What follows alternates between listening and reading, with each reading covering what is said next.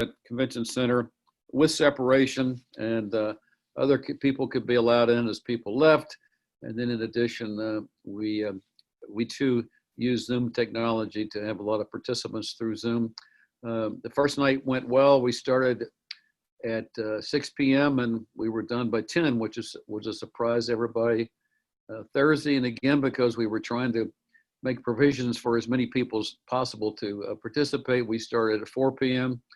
and there were some difficulties at some point, and in my opinion, the crowd was becoming somewhat dangerous to itself. It wouldn't allow a person to speak who had a contrary view to the prevailing view. And in any event, the meeting was adjourned by me, and then we continued with a lengthy hearing on Monday in council chambers. We found a way to accommodate 20 people at a time, and we continue to use Zoom. So on Monday, anyone and everyone who wished to speak had the opportunity. And then on Wednesday, we had our normal public comment at the beginning of the council meeting. Again, anyone who wanted to speak could, and we went till, I kind of lose track, I think it was 4:30 or something before we got to the calendar. We had 88 ordinances, most of which had to do with budgets, and we wound up at about 8 p.m. last night. Obviously, it's been a difficult budget year financially.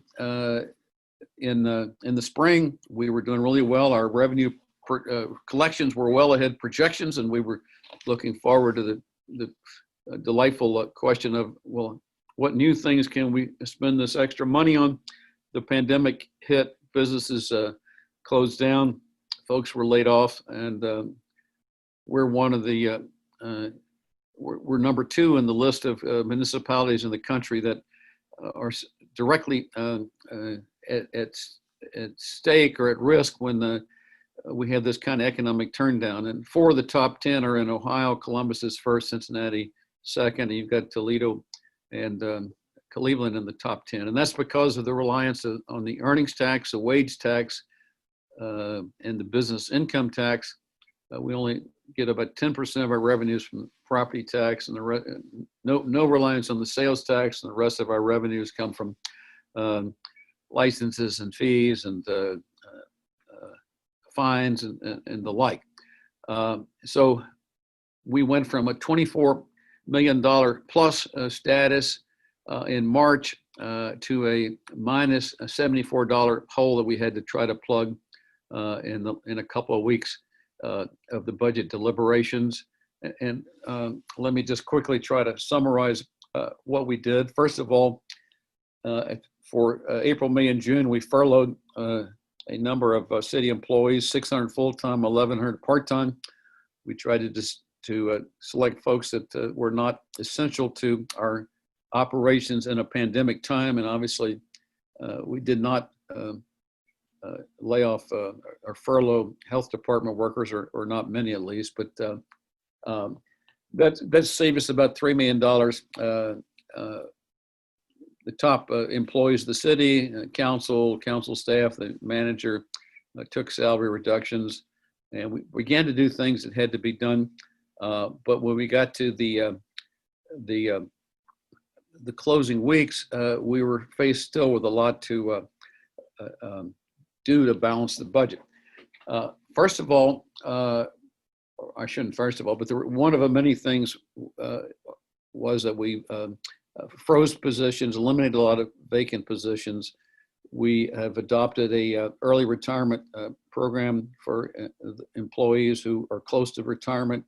We give them 2 extra years of service, and if they choose, it's an entirely volunteer program, they can go ahead and retire with the 2 extra years of service, which we hope will encourage some high-paid people to leave. And depending on the position, we either will replace them or we won't fill a position. If we replace them, we're likely to be able to replace them with younger people who cost less. So we expect to save $2 or $3 million with that program. We have, obviously, the federal government has done a lot to help jurisdictions respond to the COVID problem, and that in some ways has helped us quite a bit. There is there is money that supplements CDBG, money that is directly usable for direct pandemic expenses. This is distributed through the state and/or the county. From the state so far, we have a $15 million award. From the county, with money that it received from the state that was federal money, we received a $17 million award, which helps us quite a bit. Right after the pandemic hit, we took advantage of a provision in Ohio law that allowed us to develop a loan of $50 million at a fairly low interest rate. And that's sort of been our backup, but we do have reserves of about $45 million. Those are very important for maintaining our bond rating, which have a lot to do with the cost of doing business going forward. So we don't want to touch those. And the $50 million is sort of a backup for us. And the original proposal from the manager and the mayor asked to spend $25 million of that. And the mayor was determined, I don't have any council supported him in bringing back all the furloughed employees as of June 30. Fortunately, because of the recent award from the state, or from the county, we got the $17 million reduced the money that we are using out of the money that we borrowed to 25 minus 17. So it's about $8 million. That's still real money. The terms of the loan are it has to be paid back in 10 years. So that might be a little more acceleration than we would like. And so that's a cost of doing business going forward. I'm trying to think of some of the other things we did. We pushed back the recruit classes for police and fire. That's always fairly expensive. Anyway, the result is we have a budget that's balanced in the sense that we're not spending money we don't have. Some of it I concede is borrowed, which is a new thing in recent years. And typically in the budget process, we had a lot of last minute give and take and negotiations among the members of council to get a product that was unanimously supported. You know, some of the subcategories of the budget ordinances were voted 7-2, 8-1. I lose track of them all. But and among the things that we have done is we reduced the police budget by $1 million. We did not lay off any police officers. What we did was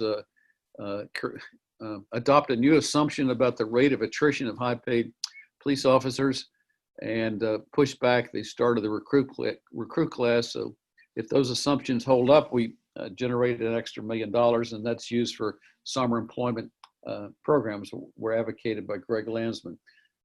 We've created a new source for affordable housing. As you know, a few years ago, we created a new tax on Airbnbs, which in normal times would generate about $600,000 a year. It's probably only $300,000 this year because people are not using Airbnbs like they would in normal times. But the new deal is to take 25% of the TIF districts, the tax increment financing districts that exist around the city, and allocate the 25% to low-income housing, affordable housing. And the based on the money that is in the TIFs now, that's about $6 million. And that rule will continue going forward. It takes a while for TIF districts to build up value. This is the value that is created when taxes or payments in lieu of taxes go not to the basket of agencies that receive property tax revenues, but rather go into the TIF district, and the money can be used for anything that supports the neighborhood in which the TIF district resides. Although for this purpose, the affordable housing expenditures can be throughout the city. We, of course, the chief cry we heard in the course of the budget hearings was defund the police, defund the police. We certainly had a challenging moment in the sense that we paid the price of being on a fiscal year that ends June 30, which meant that we did not have the luxury of delving into some possibilities that we would have had if we were still on a calendar year. So we in about 3 weeks, we had to deal with the budget and listen to the sincere, passionate plea for defunding of the police. And I think that term means a lot of different things to a lot of people. Two things are being asked for: reform in the quality of policing and what police officers do, and secondly, the expenditure of less money on the police department and more money on the essentials that human beings need, including housing, including better schools, including social services, and so forth.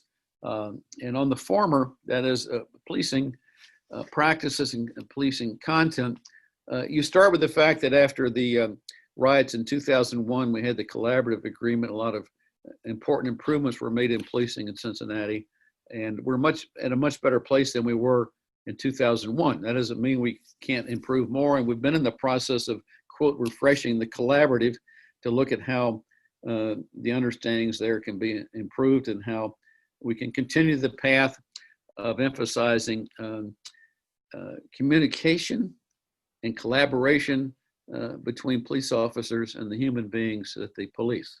And there is the fundamental question, or I guess it's a series of questions about what things in our society require the response of a police officer and what things would be better served by the response of somebody else with different training. I mean, the classic example is there's some sort of domestic dispute, or there's a child who has severe mental health issues.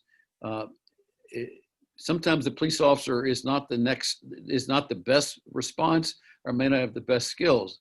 Sometimes when the call comes into 911, we don't know what is needed, but right now we don't have a choice. And actually, when the police officer gets there, he kind of continues to be the frontline person. Although we have in the drug abuse, overdose area, have developed some opportunities for responses from response teams that include drug experts, mental health experts, and the like. So those are the kinds of things that we need to expand. And on the other hand, we need to, as a society and as a community, better address all the underlying conditions that create a predictable uptick or continuation of behavior that requires a police response. I mean, as long as you have people that are unemployed at high rates, living in high poverty levels, living under conditions where their life expectancy is less than some others in the community, with infant mortality rates that are too high, educational opportunities that are discriminatory, disparate, and these kinds of differences, housing that's substandard. Why she would be surprised that we have problems that we need to call police. So that's kind of the call, as I understand it, when we're told defund the police. To me, it means make the police better and try to find ways to address the underlying conditions. Now, we've been talking about underlying conditions for a long time in our society, and I think maybe there's an opportunity to do more this time around. I've been so impressed by the diversity and the youth of the protesters. There's an energy there that I did not see before. So hopefully some things are going to happen that in the past might not have happened. Eviction prevention is an area that we're investing even more money in. And obviously we've had the benefit for a couple months of the pandemic that the evictions were halted in our courts, but now they're starting again.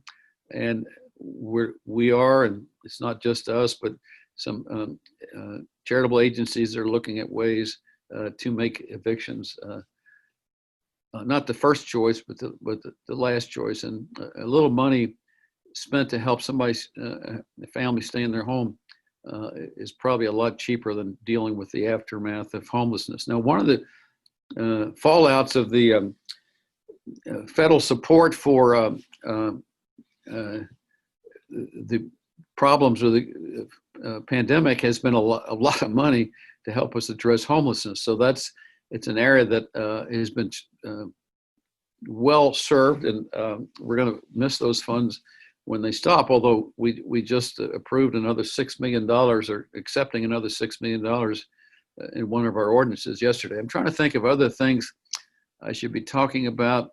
There was $1 million in the budget, added in the budget, that looks at alternatives to police officers for some of the problems that result in calls for police officers. A lot of support in the budget for what more and more people are calling black and brown businesses, helping the smaller black and brown businesses survive in these times, and help new black and brown businesses come into existence and to thrive. So that's part of the response that we need, I think, to the challenge that we face right now. There was a lot. I mean, I feel like I've done nothing for 3 weeks but deal with budget issues, and now we've passed it, and we're going to have to deal with making sure that we implement these ideas that we funded in a way that's thoughtful and helpful.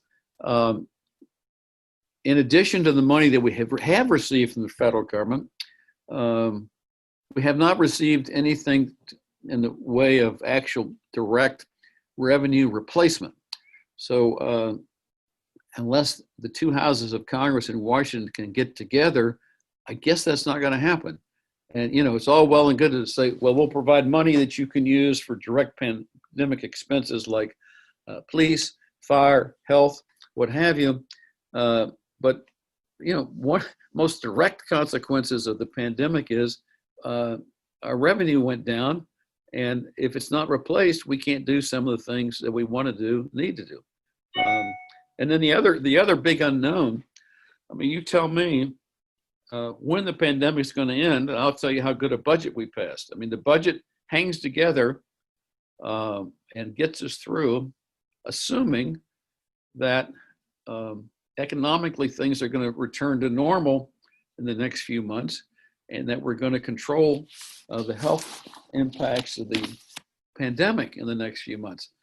And those are two related questions, of course, but you know, obviously in recent days, we've seen a surge in COVID-19 cases in various parts of the country. We're having the same experience in Hamilton County and the state of Ohio. And we've been spared some of the more severe numbers of other areas, but the watchword, I think, is it's not yet possible to assume it's over. Social distancing is important. Wearing masks is important, and it's out there and it's going to be there for a while. If you listen to Dr. Fauci and others, you know, this is still wave one, and wave two comes later in the wintertime maybe. And unless we do well in wave one, what about wave two? And the society's got a lot of things to decide, including right here in Cincinnati. What about the school system? I was a part of a conversation really briefly yesterday where the assertion was made, well, we're finding that younger children don't get COVID-19. I had not heard that. Or if they get it, it's not bad. And therefore, the school system ought to go ahead and go back to normal. This is in the context of CPS. And gratefully, City Council doesn't have to address that challenging decision. And then if that's where you're heading, the employees of CPS are not children, and they're all age levels. And I don't think anybody's denying that there's a suggestion that older citizens are more vulnerable. So you got that issue to work through, and you got the issue of school children going home to grandmoms and great grandmoms, and where does that leave people? But anyway, those are broader philosophical. Well, they're more than philosophical, I guess. But I was telling somebody the other day that I just hope I live long enough to read the histories of this time, because a lot of things are coming together, happening at the same time, and you know, there have been moments in this country's history and the world's history where this kind of coming together, confluence of a lot of different things has caused major changes. And is that where we're heading, or is the new normal going to be more like what we're used to, and rather than something totally different? So anyway, your answer to that is as good or better than mine. So maybe I should stop there and I'll try to respond to any questions, Bill. Yeah, thank you, David. You've tackled a lot in the last few weeks and done a very good job of explaining all the different facets you had to go through. Yeah, let's open it up to some questions. The one question I have, it appears like many more of the human services are being funded in this budget, that we're almost to the level back in Bobby Stern's day when she had that percentage that needed funding. Isn't that true? Well, we're getting there. You know, we passed an ordinance. Actually, I authored it. I think I lose track. This was at the behest of the Human Services Chamber of Commerce to get back to 1.5% of the general fund budget. And we're this year under that ordinance, we're obliged to be at 1.3. Last year was 1.2, and so we're still on track for that. We hope. For a time, it was unclear exactly how we could reach. It's about $6.8 million this year to achieve that percentage. And the proposal that the administration, the mayor, came forward with was use some extra CDBG money that's become available as a pandemic award, COVID-19 program, and Eureka, we've solved the problem. Now, the Human Services Chamber folks were a little concerned because that's contingent on a waiver from HUD that unlike the normal rule, which says CDBG money should be used for things that didn't exist before the award, this would be using CDBG money to replace local money that we were using to provide grants to human services agencies. We have reason to be very hopeful, and Senator Portman's office has been very hopeful that that waiver will be granted. But there was some pushback. Well, what if the waiver is not granted? Then what do you do? So we did adopt an ordinance. I mean, when we put it in an ordinance, it means more. That says that if our optimism about the availability of CDBG money is not borne out, then council commits that it will find another way to provide the funding. So we're providing the assurances, because I said several times during the hearings as people raised this point that I was confident that if the waiver should not be granted, we were going to provide funding. That was just going to happen. Bill, I have a question. Okay, Susan. Okay, first, David, I wanted to say thank you so much for getting that 25% TIF to go to affordable housing. That's a biggie, and that's cool. Yeah, I agree. And a lot of organizations will appreciate that. So I just wondered, since the police are being cut $1 million, and I know part of that was to fund the citizen complaint authority fully, is the citizen complaint group still going to be funded fully? Yeah. Oh, yeah. That was in the mayor's budget, so that did not even require the $1 million cut. The mayor provided the funding for the 2 investigators that had not been funded, and then in addition, the final budget added another position. So we are, I think we are certainly taking seriously that the CCA is important. And the last thing I wanted to say was, in looking around the country, I think, police all get put in the same big hopper, and I don't think that we appreciate enough the fact that we have made so many improvements since the collaborative agreement. And having worked on that way back when, and having been very involved in police community relations, we've come a long way. We still have a ways to go. I'm not saying that we don't, but we already have a lot of the things that are being required by the governor, like no chokeholds and body cams, and so we really, our police department is probably a heck of a lot better than about 75% of the police departments around the country. So I don't know if a lot of young people realize that. And I was talking with Chief Isaac, and he said that in his conversations with college students, none of them even know about the collaborative agreement. So if there's a way that we can educate, college students coming up and high school kids about the collaborative agreement and the fact that we have made a lot of reforms with still more to do. I always will say that, but kids don't know about that. And so they just lump everybody in the same category of, defund the police. Susan, I agree, and that has been one of the sad aspects of these long hearings, where some very inappropriate things have been said about all police officers on the face of the earth, and there's just no way to, in that context, to and I guess the onus is on us to provide make the case, but the wonderful improvement in the city of Cincinnati, and as you say, it's not to say we can't do better, but let's not forget what we've been able to do, and it wouldn't happen without the cooperation and the support of the leaders within the police department. When I say leaders, not just the officer, I don't mean just the command structure, but the individual officers. And you talk to some officers, and man, they get it. They, we get the deal. And my observation, comparing my previous service and now, is that just as a matter of practice, officers are much more engaged with the human beings that they serve. Yeah. And it's like any large organization, when you have over 1,000 officers, that there's always going to be, you can't see them all. Right. You can't be watching them all the time. So there's going to be some that do things that are not right. And we have that, but we do have a lot of really good officers too. I just feel like I always have to put that out there, because I'm very much aware of police community relations and how it works. And, there's a balance. Right. But this is oh, go ahead, Alice. Oh, Peter, you want to ask your question, then go ahead. Yeah. Thank you. I'm sorry I joined late, so you might have covered this already, David.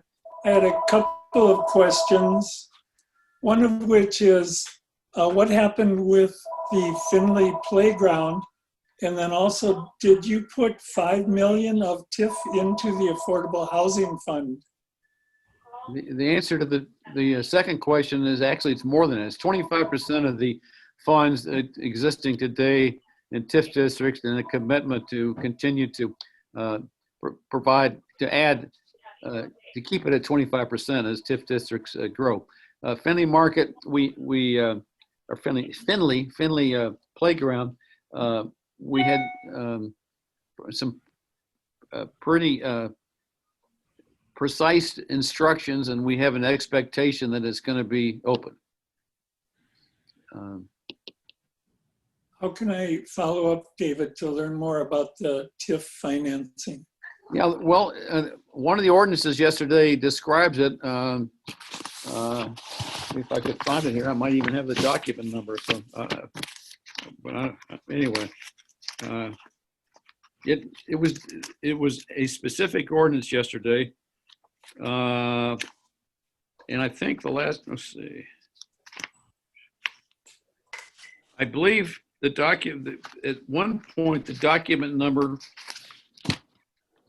which I think continued, was 2020-00851. Thank you. And as you all may know, Council Online gives you access to documents that are assigned numbers, and I just gave you the number for that. But anyway. Yeah, hi, David. This is H.A. Musser at Santa Maria. Thanks for your leadership. I just want to echo what Bill said, and Susan, others, quite a past 2 weeks. I actually benefited from this whole process by learning how to use city cable and watch what goes on down there. So never had that incentive as strongly before. And I did call in on the first night by Zoom, so that was right. experience. So thank you. I did have a quick question about the human services contracts. So since they expired June 30, and because the money is somewhat tentative about where the source will come from, do you think that will delay the contracts getting renewed, or do we not know yet? You know, that question was raised to the city manager yesterday, and he's optimistic that there will not be a delay. Yeah, great. And because we understand that until the contracts are entered into, no money can be spent. So that's not good. Thank you for your leadership. Thank you.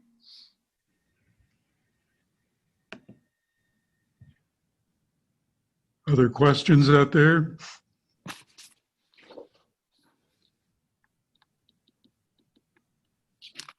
Yeah. Ed, I think you have a question. Yeah, David, Yes. Hi. what about the streetcar? Oh, I should. Well. We can't finish up without touching that. Well, as you know, yeah, there's no such thing as Cincinnati budget or Cincinnati political campaign that doesn't talk about the streetcar. 7 of us voted for an ordinance that would bring it back, including a free service. And it's a 2-phased process. Limited service or not full service, and then full service a couple of months later. I lose track of. And anyway, the mayor delightfully, to him, had his veto stamp, and on the floor of council, before we went on to the next item, vetoed it. And under the charter, we cannot vote to override it. I mean, it takes only 6 to override. So, but under the charter, an override takes place at the next regular meeting. So since this is our summer break, we won't be meeting till August.